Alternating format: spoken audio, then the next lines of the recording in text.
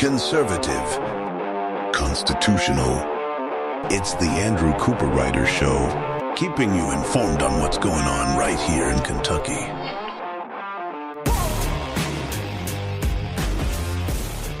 And welcome, everybody, to another amazing day right here on the Andrew Cooperrider Show. For those of you watching on video format, you can see I'm not alone. I am joined by Nick Nash sitting off to my left and Chris Wiest there on the virtual monitor joining us remotely. I know I haven't done a video episode in quite some time, but I thought it'd be a great opportunity because I have some much better looking people on than myself. And on top of that, I did have a big announcement to make. There will be more video episodes every Monday, pretty much guaranteed, because with Kentucky's voice and has brought me in and put me on WBNA 21 every Monday at 11 p.m. in Louisville. So every Monday at 11 p.m., if you live in Louisville, tune in to channel 21 and you'll be able to see the Andrew Cooperrider Show, and that starts June 3rd. So certainly excited to announce that, and we will have more places where the Andrew Cooperrider Show is going, and I'll be excited to announce that when it comes. But today we did have a very special episode. So for those of you who watch sports and have seen Around the Horn or something like that, we're going to discuss a few key races that we zeroed in on that I think would be really good to hear about today. And this is going to be a two-parter. We're actually going to have a show today and then a show tomorrow going over this exact thing. And those races we'll be covering today is House District 2, Senate District 1, and House District 50. And then tomorrow we'll be covering House District 64, Senate District 7, House District 45, and we'll be making our picks as a group. At the end of our discussion, we'll be trying to figure out what percentages it lands at, and then the winner will get a fabulous trophy. I'm not lying. I do have a fabulous little tiny trophy that we can hand out. Maybe the loser has to buy dinner for the others. I don't know. We'll figure it out. Total percentage, though, off, right? So we'll add up how far you're off total across all 6 races. But before I dig into it, I think I should probably introduce my guests, allow them to talk and make a case as to what expertise they're bringing to the table today. First, let's start off with Nick Nash. Nick, why don't you introduce yourself? Talk about your background. Hello. Great to be here, Andrew. Thanks so much for the invitation. Having lived in Kentucky, worked across campaigns, Mike Harmon's campaign manager in 2019, then went work for the state party. Recently, 2023, was Ryan Quarles' political director. So know Kentucky well, all 120 counties, visited many times.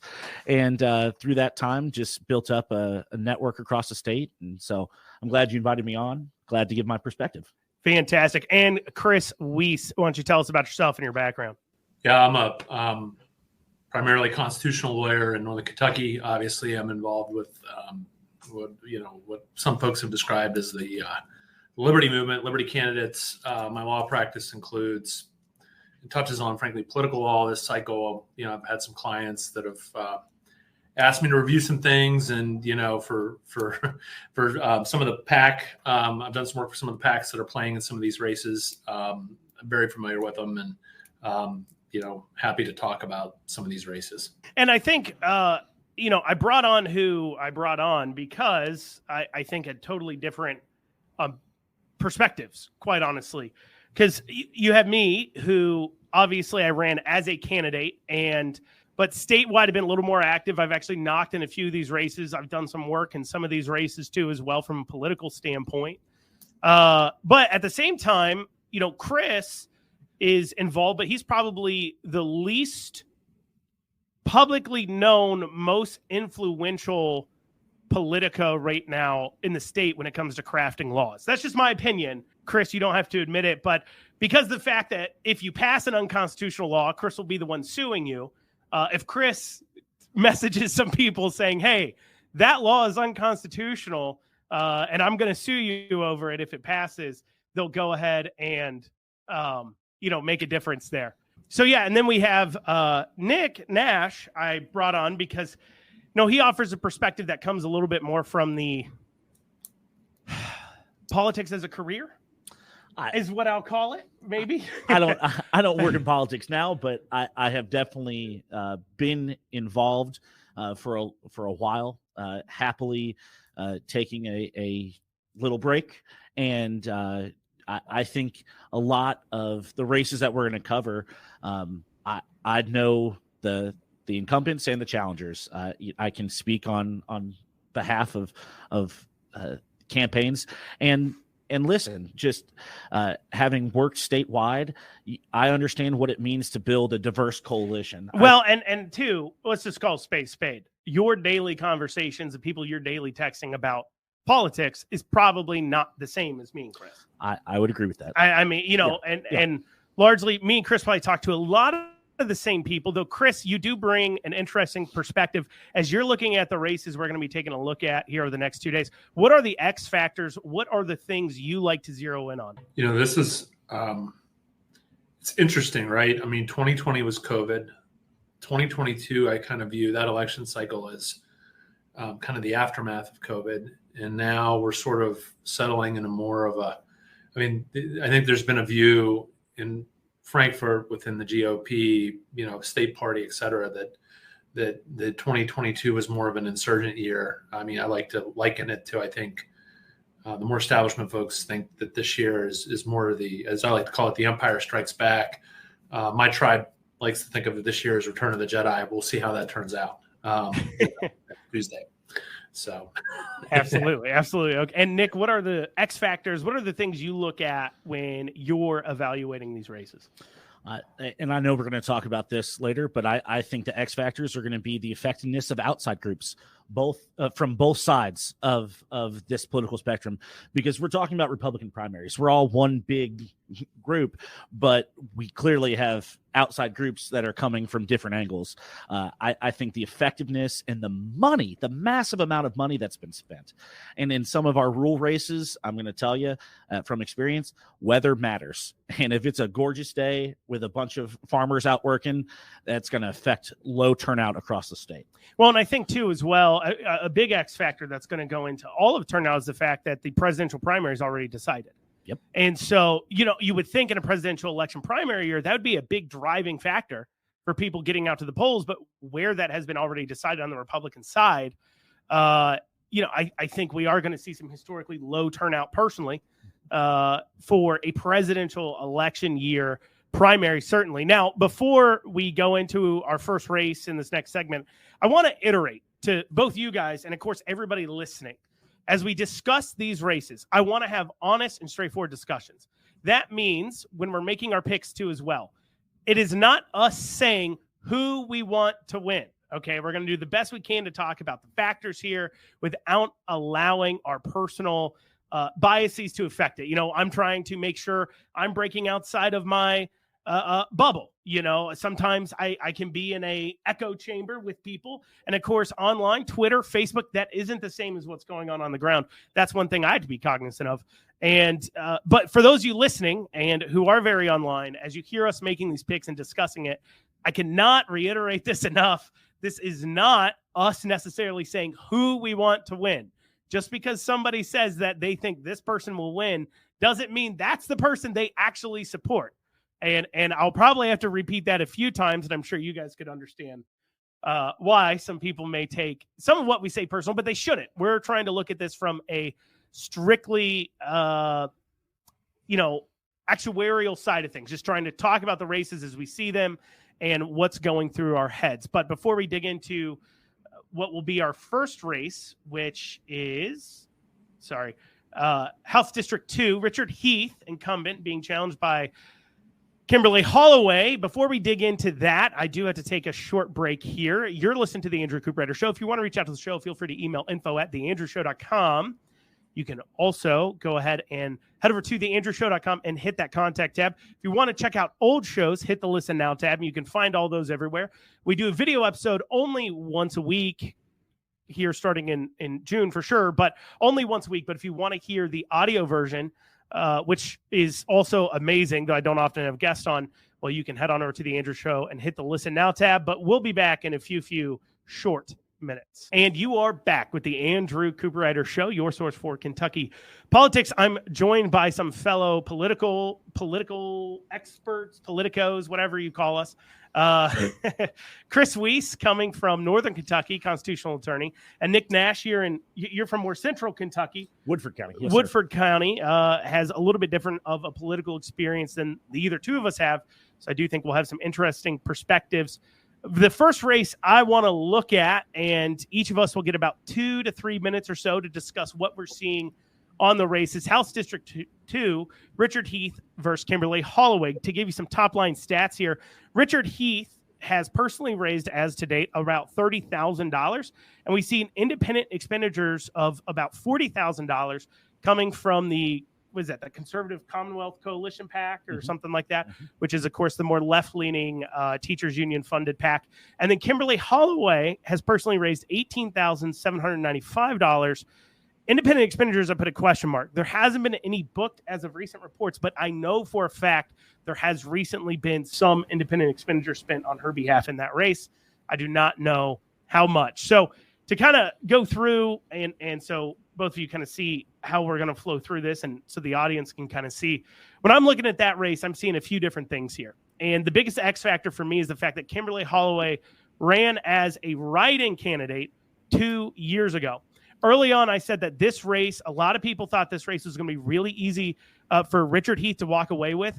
I called it early, saying this would not be an easy race at all, because Holloway, running as a write-in candidate in 2022, was able to generate 2,300 write-in voters. Now, granted, not every single one of those are going to be registered Republicans. Not every single one of these are going to be necessarily people who show up to vote in the primaries. But if you're willing to show up and write in, and that shows organization too. 2,300 write-in votes is nothing to sneeze at in a House district race. And that shows a level of organization that can only carry forward into this race. And here's the other thing.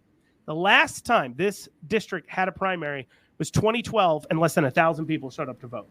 And so while it has been redrawn since then, that less than 1,000 people showing up, coupled with it being what I think will be a low turnout year, even if she's only has 1,000 or so write-in votes coming into this that now will show up and vote in the primary, I do think that ends up giving her a leg up. And reports from the ground are that Richard Heath is at panic mode here. He's spamming a lot of texts. He sent like 3 texts, I guess, in one day. Which is a sign that they were not expecting this to be as difficult of a race. They don't have time to get mail out, I think, which is why they're doing that text messaging. They've run out of time there. And then on top of that, he's out door knocking, but funny enough, he's hitting only the doors that have Kimberly Holloway signs, is the reports from the ground. And the reason why is because the reports I'm getting is that he's knocking doors at people that have never voted in Republican primaries before. They plan to now for Kimberly, but they've never voted in these races before, and he's showing up and knocking their doors. You and I both know, Nick, and you know, Chris, in no regular world, if you're setting out with an actual campaign strategy that's not last minute, you would be never hitting doors that have never voted in a Republican primary before. That isn't going to happen.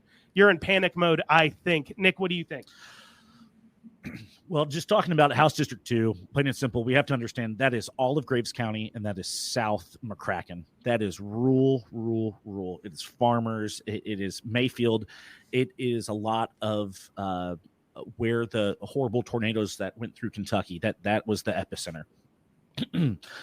But I think you're 100% right. I think this caught people off guard. I think the 2nd District was not on a lot of people's radars, and a long time, I think this was a sleeper race, and it came through, and now you're seeing scrambling. But I will take the counterpoint here. Richard is chairman of the Graves County Republican Party. He is also chairman of the House Agricultural Committee, which is, for that district, a very important position. And I think now that Richard is out communicating, he's got his campaign in some sort of movement, I think what you're going to see is that Richard will pull it out, but I think it will be much closer than expected. Knowing both of these families, both the Heaths and his opponent, they're both very reputable. They have Mhm. they're not some outsiders, obscure people that aren't known. They're very well known in I the mean, I've Graves known him County for area. years. Last year for Yeah. Fancy Farm, I stayed at the Holloway's house. See, I mean, there you I've are. known him for years. Chris, what are you thinking? I mean, Kim has been out. I call it the stealth campaign. Kim and her family have been out knocking doors, working since March. And Richard, I think, we're going to talk about a couple other races later today. I think he took this for granted for a while. And I think she has snuck up on him. She's done a lot of work. He's in catch-up mode. I think if the election were to be held today, it would be different than maybe Tuesday. I mean, he's I think he's in catch-up mode. Kim's been throwing shade on him for years. I mean, I think he sued her off the ballot, if I remember right, a couple of years ago. In 2022, he sued her off the ballot there. Yeah. And some folks thought that was dirty. That's sort of still festering down there. I think Nick is right that Richard, is on some committees in the House that are helpful to the district, and Richard has the ties to the Graves party apparatus, and the votes are mostly, I mean, that district's votes, a lot more is in Graves than South McCracken. So it's an interesting race. You want a prediction from me? I think it's a 52-48 race. I think Heath catches up. But that's one it may surprise us. It may go the other way because he sat and he took it for granted for so long. So, Chris, you're 52-48, Richard Heath. Nick? Well, and might I just point in here too, as we know, Richard Heath just ran for Agriculture Commissioner last cycle in 23, and he ran for Agriculture Commissioner in 2015. I think that will also play into Graves County. I think that's why Kim has seen some kind of movement here, is because, when you got a state house member that just wants to be a state house member and stay in the seat and work hard and be that chair, but Richard's shown that he wanted to make other moves. But I think Richard and his base in Graves County, barring any, if there's a storm and turnout's high, that could change. I think it's going to be 55-45 Richard. Yeah, I mean, so it's hard, right? So I called this kind of early on. That independent expenditure comes in and books that $40,000, but I feel like they really didn't put it to good action until the end. Now, we have seen in that late resurgence some pretty good attack lines coming out of Richard Heath, going after Kimberly Holloway for being a priorly registered libertarian and tying that to the more pro-abortion stance that the National Libertarian Party has. And speaking as somebody who, full disclosure, I was in the Libertarian Party for a few months too as well. The state platform is not as clear on what their view is on abortion as the national.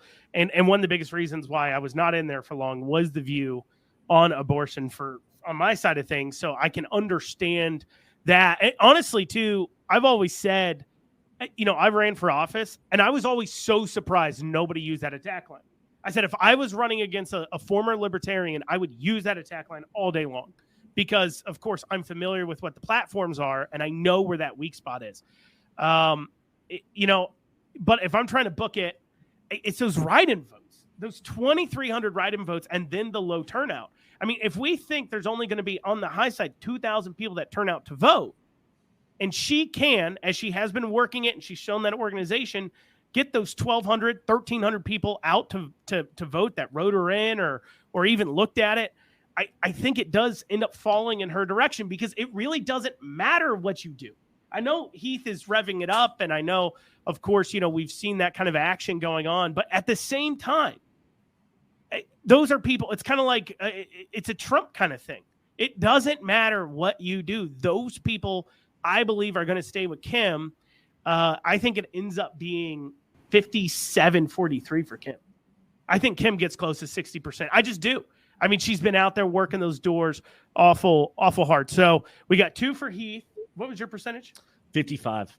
55 for Heath. And you had 52 for Heath, Chris? I did. And, I thought about the write-ins, Andrew. I did. And I think the issue there is that the party insiders, the folks that are part of that Graves County GOP. How big is the Graves County GOP, though? Yeah, but they're the ones you who go out voted. to Garrett County. Have you been to the Graves County GOP breakfast before Fancy Farm? I have. That is huge. The but County that's because GOP, a lot of people are in town, though. But I'm just saying that apparatus.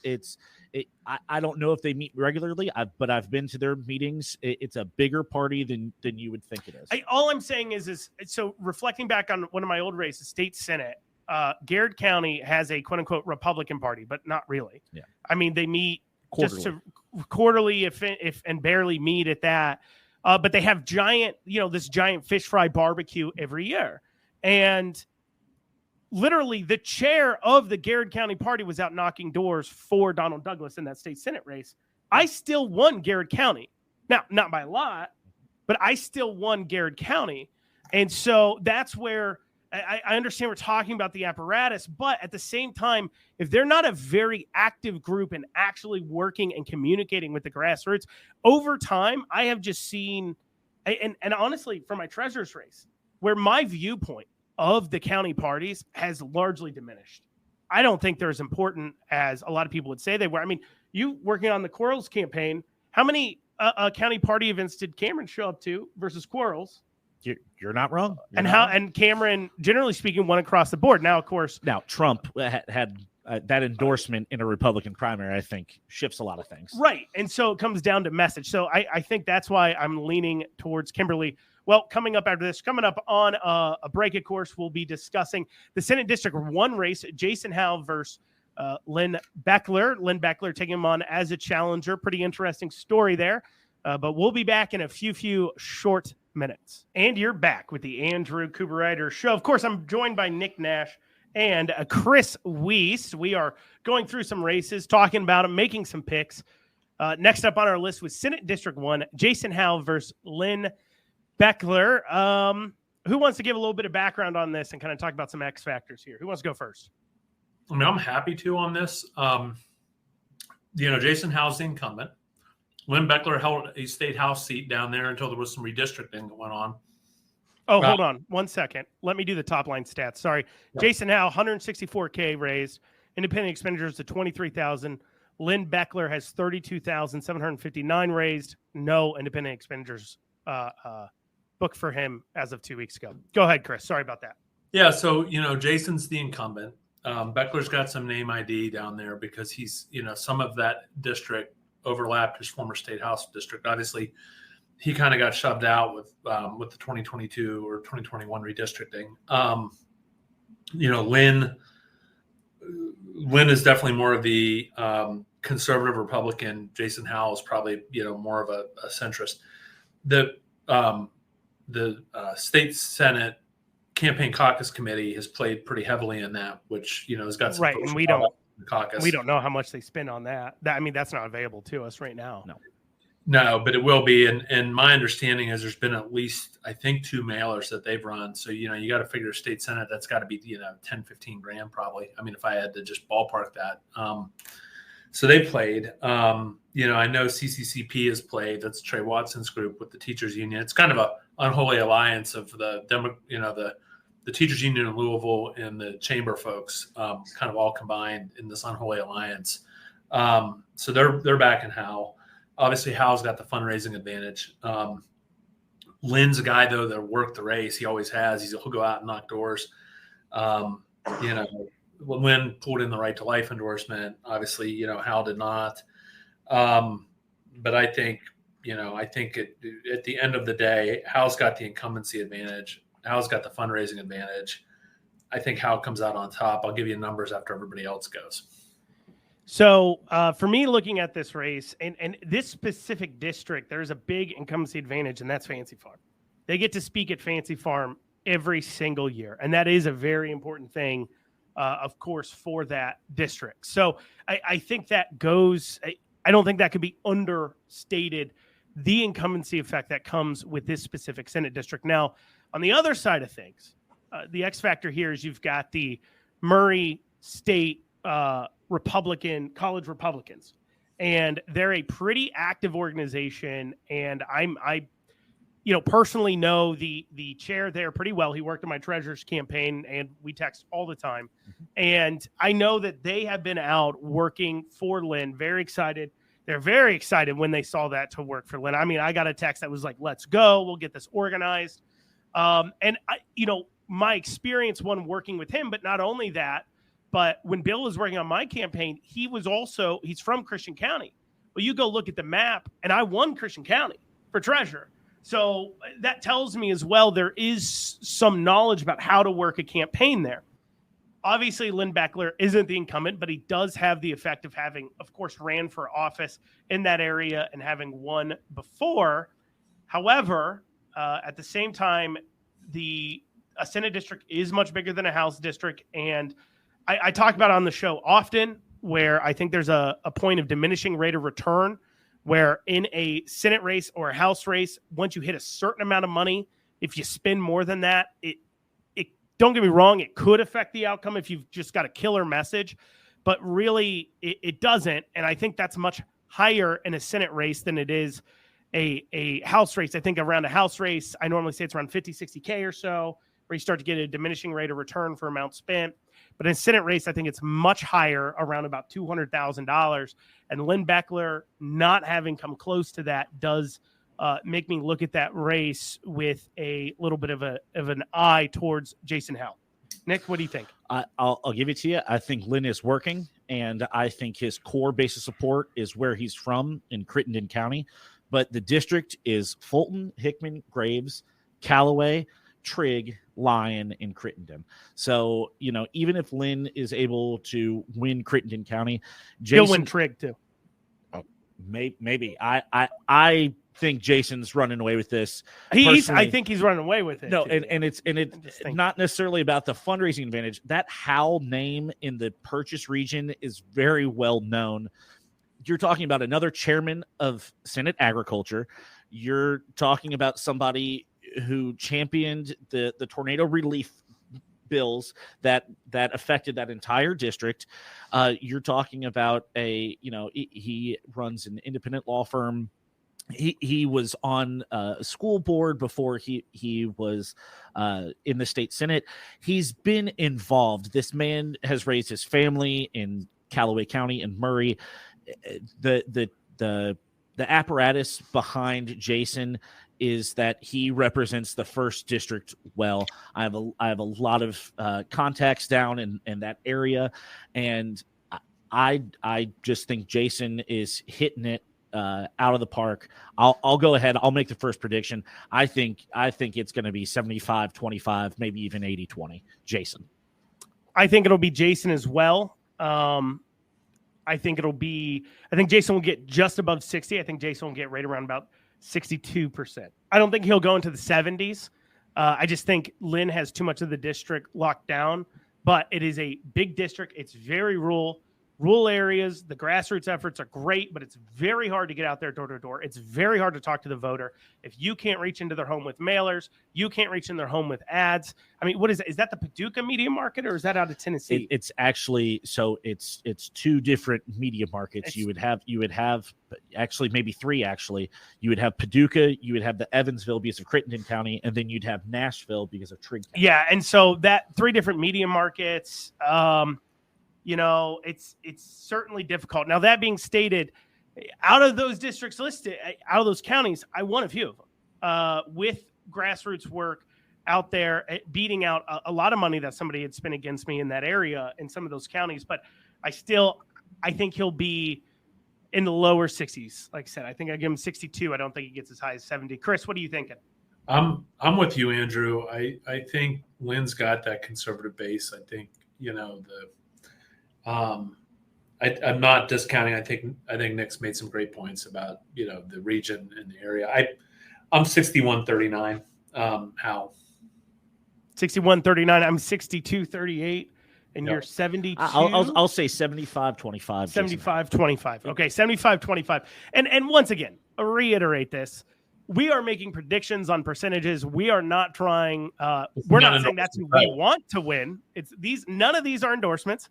So those of you candidates, because if I know how Twitter and Facebook and everything works and how this show works, every single candidate we're talking about will be watching this. So do not run with this and say, I was endorsed by this person. That's not what we're saying. We're not saying we even want you to win.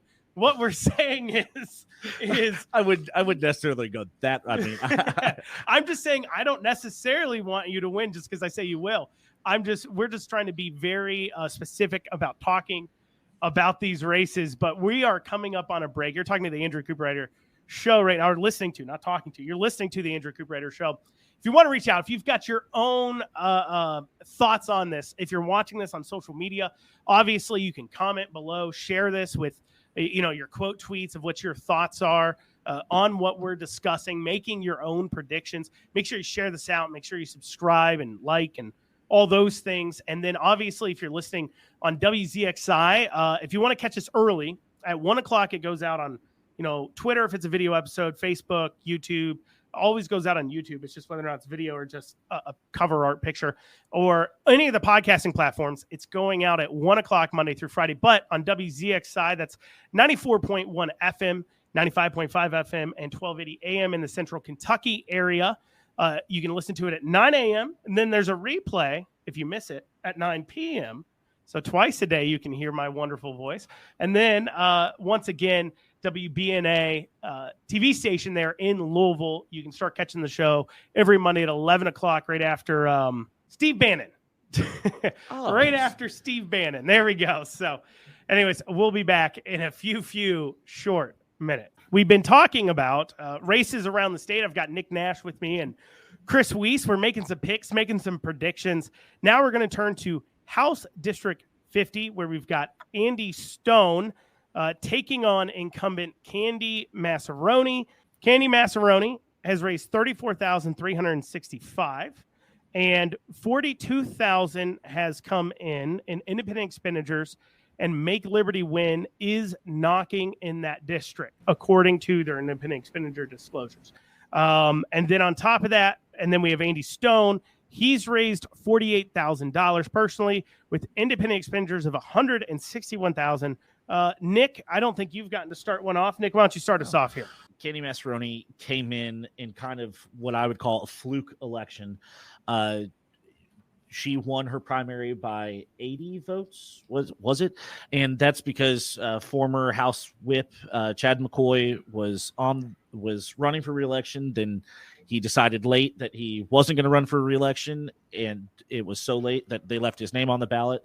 Chad sucked up a couple hundred votes. So what I've continued to talk about, I'm going to say here, I think the power of incumbency does matter to a certain point. I think Candy, this is a different race for her. I know a lot of money has been spent on Mr. Stone's behalf, but since 2022, Nelson County has changed so much because of so many different things. The booming bourbon industry, tourism, the list goes on and on. Nelson County used to be a blue county, but in 2022, the red wave came and that entire courthouse flipped.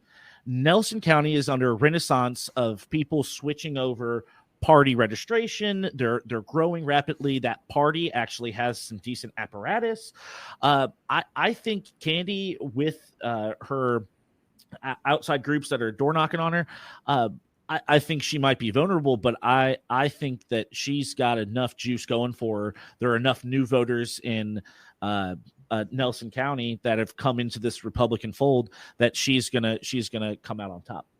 Chris, what are you thinking on this race?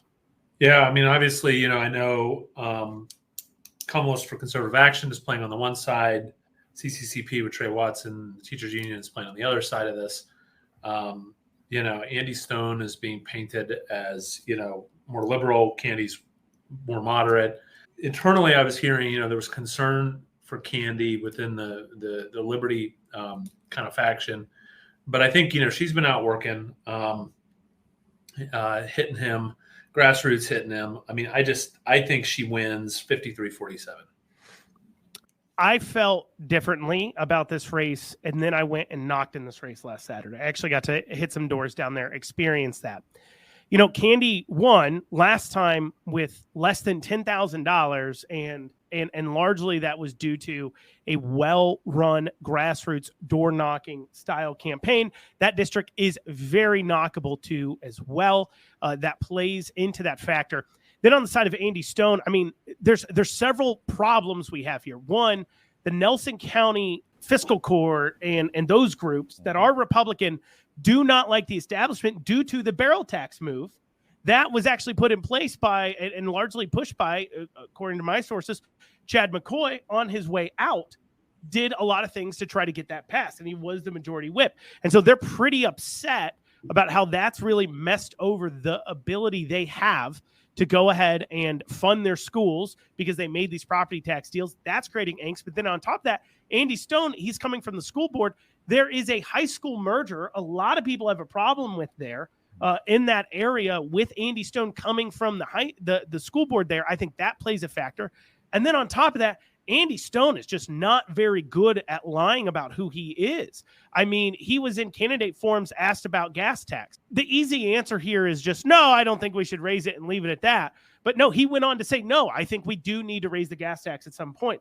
I mean, he's running ads where he's talking about how we need to fund social emotional learning in K through 12 education more, not less.